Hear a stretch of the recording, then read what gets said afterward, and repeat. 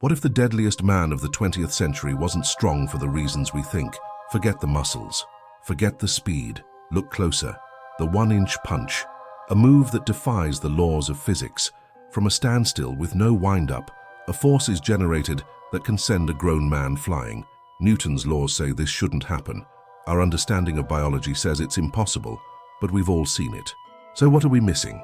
What if I told you the true secret behind Bruce Lee's power wasn't in his fists, but was an invisible current he learned to command, an energy grid running beneath the skin, a dormant operating system within our own biology that ancient masters called Qi? And no, this isn't about mythical tales or movie magic. This is about a hidden blueprint for human hardware. A biological secret so potent that declassified documents now prove that while Bruce Lee was demonstrating this power to the world, the CIA was secretly trying to weaponize it. What we're about to explore isn't just the philosophy of a martial arts legend. It's a key to perceiving and perhaps commanding a completely different reality. We live our lives inside a cage we rarely see, a cage built of assumed limits. We believe strength comes from muscle mass, that endurance is purely cardiovascular, that our physical potential is written in our DNA. This is the official version of reality, the one we are taught. But what if this is just the user-level experience?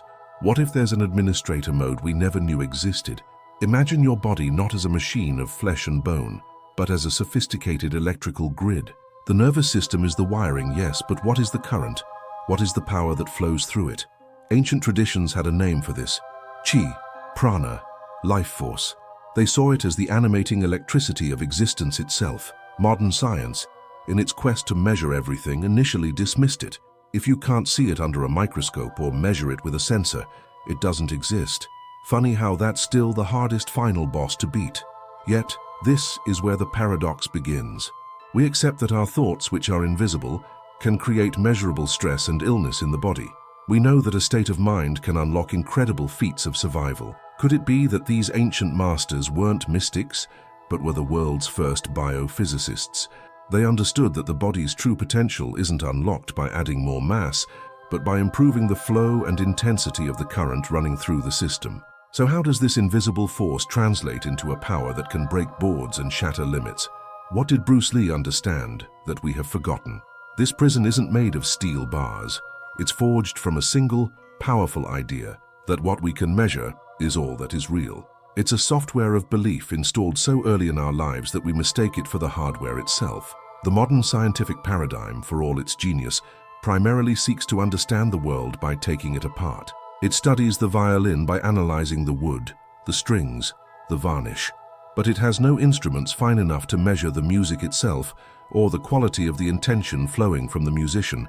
The ancient masters took a different path. They treated the body not as an object to be dissected, but as an instrument to be tuned and played. They understood that the most exquisite sound doesn't come from the most expensive violin, but from the one played by a master who knows how to make the strings vibrate with perfect resonance. That resonance, that focused vibration, is Qi. It isn't a separate mystical substance. It is the very quality of life force that consciousness directs through the body. A chaotic, unfocused mind produces a jarring, weak signal. But a mind honed by discipline, a mind like a laser, can turn the simple instrument of the body into a source of extraordinary power. It's the ultimate irony of our age. We spend fortunes upgrading our digital devices, completely unaware that we ourselves are the most sophisticated piece of technology in the known universe, and we are still running on factory settings. This power, this current that Bruce Lee channeled, was not his invention. It was a rediscovery. He was a modern-day hunter of mysteries, digging through the vast library of ancient Eastern wisdom and pulling a single golden thread that ran through it all. The Tao. The Tao, the way, is the fundamental natural order of the universe. Taoist texts like the Tao Te Ching don't speak of it as a god, but as a principle, a cosmic current flowing through everything. They saw humanity's suffering as a result of resisting this current, of trying to force and control reality instead of flowing with it. Now think of Bruce Lee's most famous words, "Be water, my friend." This wasn't just a clever metaphor, it was a direct quote from the heart of Taoist philosophy. Water is the perfect symbol of the Tao. It is yielding, yet it can overcome the hardest rock. It takes the shape of any container, yet it cannot be broken. It flows without effort, finding the path of least resistance, and in doing so, its power becomes immense. This is the principle of Wu Wei, often translated as effortless action. It isn't about passivity. It's about a state of such profound connection to the moment that your actions become perfectly efficient, spontaneous, and devastatingly effective. You stop trying to act, and you simply become the action. His martial art, Jeet Kune Do, was the physical expression of this. He called it the style of no style, a liberation from rigid forms. He was teaching his students to empty their minds, to become conduits for this natural flow of energy. The fight was a moving meditation. The body was just the instrument. The conscious mind, flowing with the Tao, was the musician. He found the source code, but how did he compile it into flesh and blood? How does one practice becoming water? This wasn't an academic exercise for him. It was a total immersion. He was forging a bridge between the spirit and the fist, turning philosophical ink into kinetic fire. He drew heavily from Zen as well, particularly the concept of Mushin, or no mind. This is often misunderstood. Emptying your mind isn't about becoming vacant or stupid. It's about achieving a state where the thinking self, the ego with all its fears, doubts, and constant calculations, simply gets out of the way. Think about it. Most of us live in a state of constant internal noise. The mental chatter about the past, the future, what someone thinks of us. This inner monologue creates a subtle but constant tension in the body, a static that disrupts the signal. It's a traffic jam in our own nervous system. Bruce Lee understood that true power was found in the silence between the thoughts. In that silence, the body's native intelligence takes over. The action becomes pure, direct, and perfectly aligned with the moment. The one-inch punch isn't a feat of muscle. It is a feat of absolute uncluttered presence. He was reverse engineering the state of flow long before modern psychology gave it a name. The challenge he posed wasn't just to his opponents, but to all of us. Can you quiet the noise long enough to hear the universe flow through you? So, this universal energy, this Tao, this Qi, it's a fascinating idea. But the silent question remains, what do I do with this on a Monday morning? The bridge between cosmic principle and daily life is where the real hunt begins. Bruce Lee didn't just understand the philosophy, he reverse engineered it into a set of operational principles. These are the tools to start tuning your own instrument. The first principle is the art of the empty cup. Before you can gain power, you must first create space. Lee famously said, "Empty your mind, be formless, shapeless like water."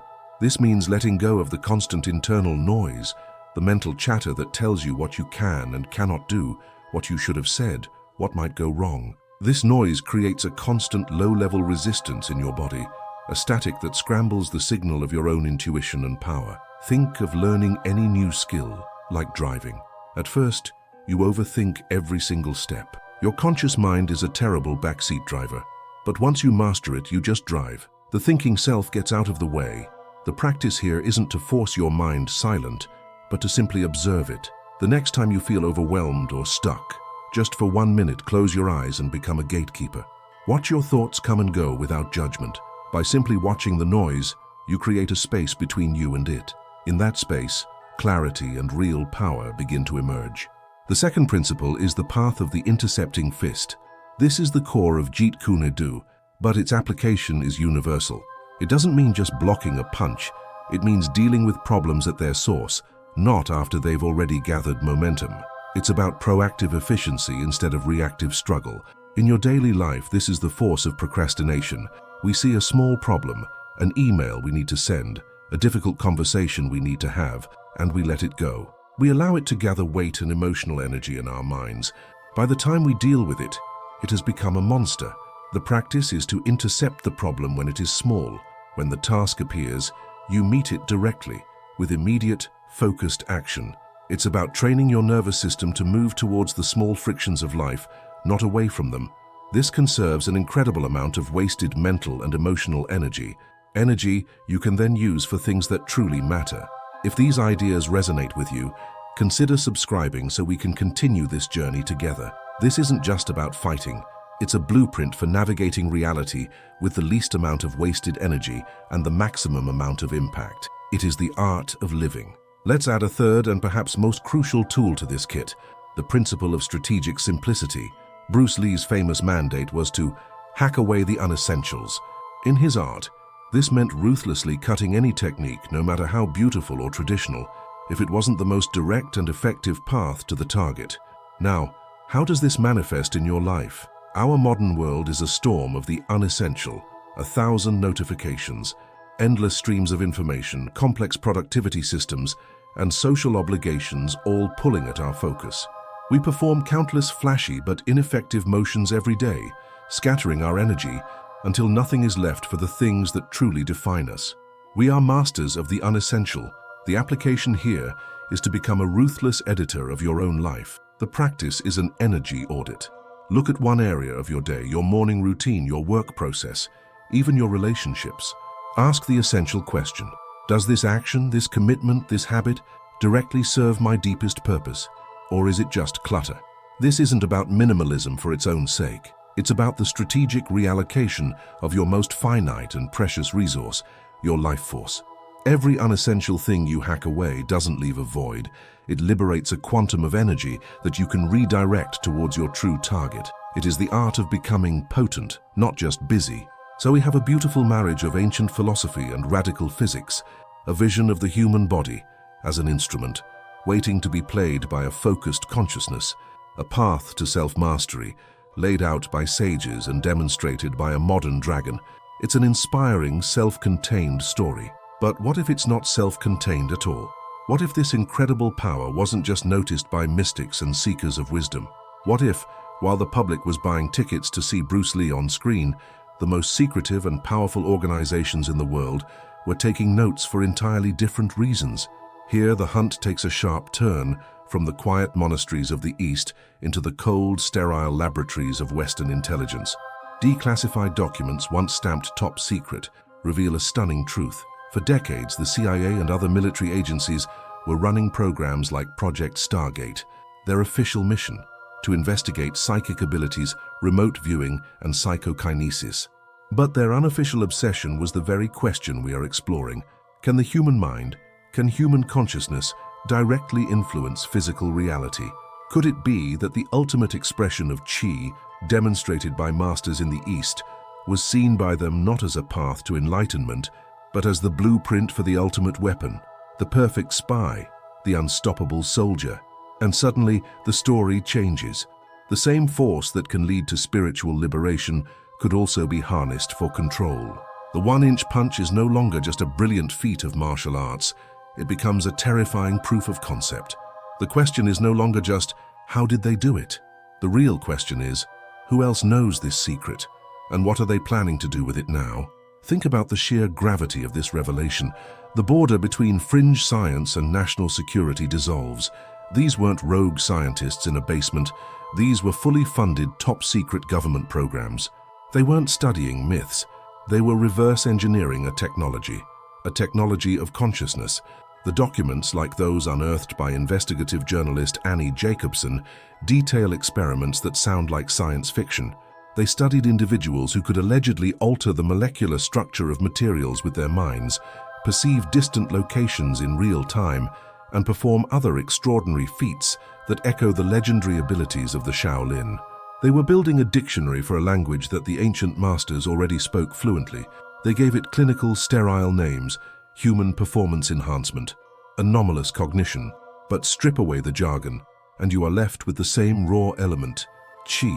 Suddenly, the image of a peaceful monk breaking bricks with his bare hands doesn't just look impressive, it looks like a threat, a demonstration of a power that operates outside the known rules, a power that can't be jammed, hacked, or detected by conventional means. In the cold calculus of global power, a force you cannot control is a force you must fear or possess.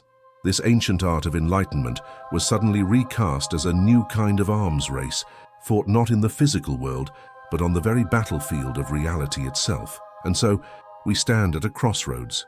The secret is out of the temple. This isn't a forgotten philosophy anymore.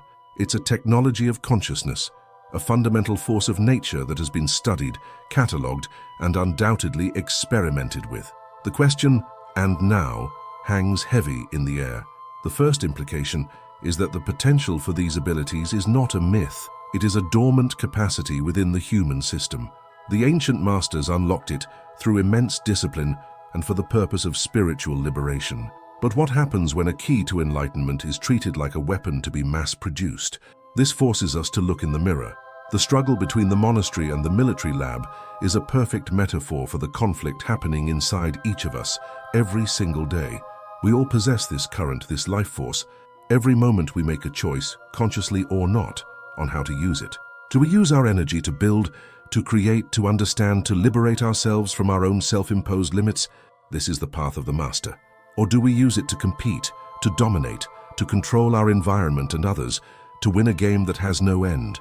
This is the path of the modern world. The Shaolin and the Taoist sages saw this power as a byproduct of their purpose, not the goal itself. Their power was a consequence of their deep connection to the universe. For the clandestine programs, the power was the goal. The connection was just a means to an end.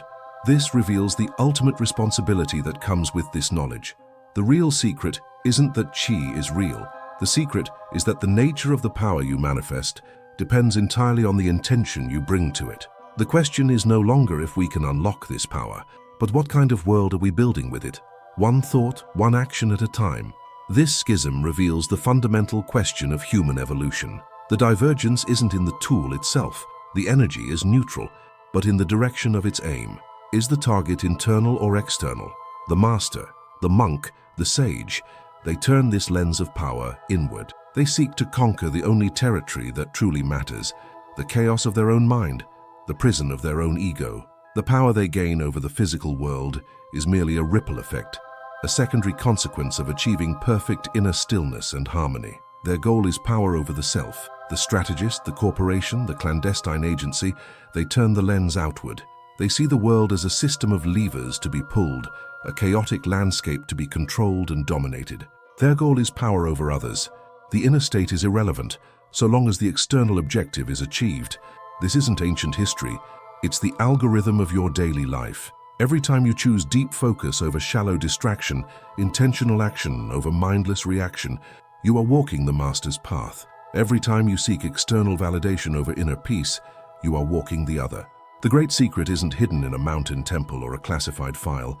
It's waiting in the quiet decisions you make every second. So, the hunt leads us here. From a single impossible punch to a universal force that binds ancient philosophy, modern physics, and the darkest corners of clandestine ambition.